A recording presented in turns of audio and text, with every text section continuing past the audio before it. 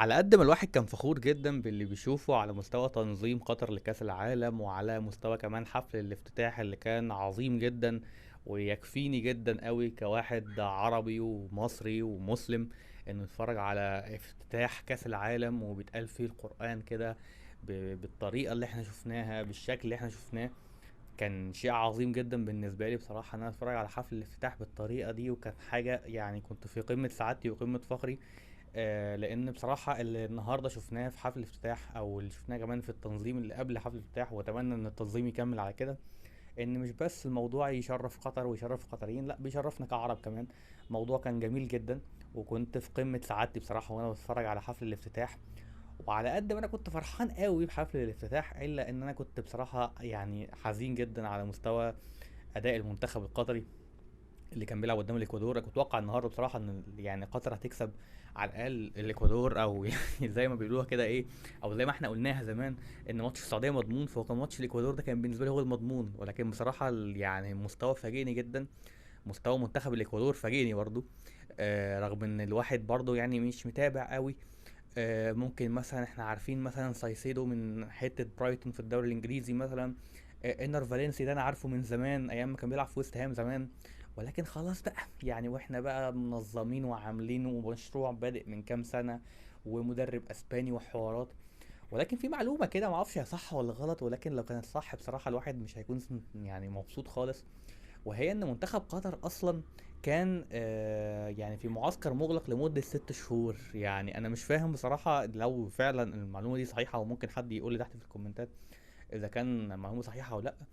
هل يعني ايه الفايدة اللي هتجيلك من ان انت عامل معسكر مغلق مانع لعيبتك ان انت تلعب ماتشات وتستفيد حتى بالدقائق الدقائق بتاعتك، بحيث ان هم يحتكوا ويبقى عندهم قوة بدنية، بدل ما احنا شفنا فرقة مهزوزة جدا، فرقة مع اول دقيقتين خرجت بره الجيم، فرقة كانت في اي التحام هي الطرف الخسران، فرقة مع اي كرة تانية كانت دايما بتاخد منها. بصراحة منتخب قطر النهاردة يعني كان اداء مش احسن حاجة خالص. كنا ممكن نشوف اداء احسن من كده بكتير جدا لو كانت الفرقه جاهزه، لو كانت اللعيبه على قد المستوى. ولكن بصراحه الاداء ما كانش الطف حاجه، وما كانش اداء مشرف اطلاقا بالنسبه كمان لفرقه مستضيفه، وده تقريبا اول مره فرقه مستضيفه تخسر في اول ماتش.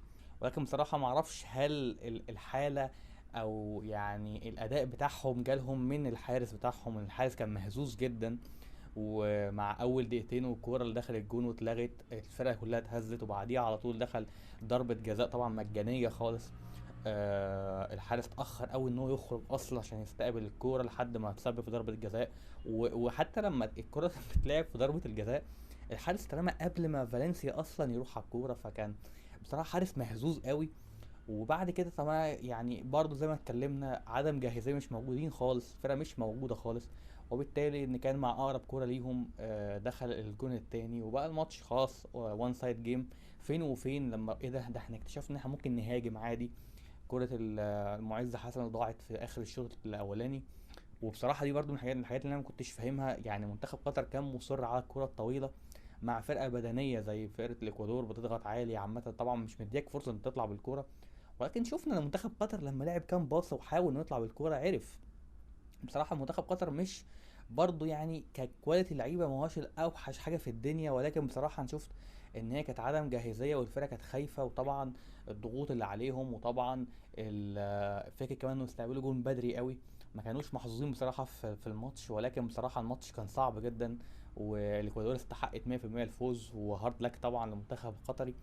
وبس يعني ده اللي كان عندي على ماتش النهارده. حبيت كده نطلع ندردش بسرعه عن الماتش. وان شاء الله يعني نحاول نكمل كده في كاس العالم، كل ما يكون في فرصه نعرف نتكلم فيها ان شاء الله نطلع.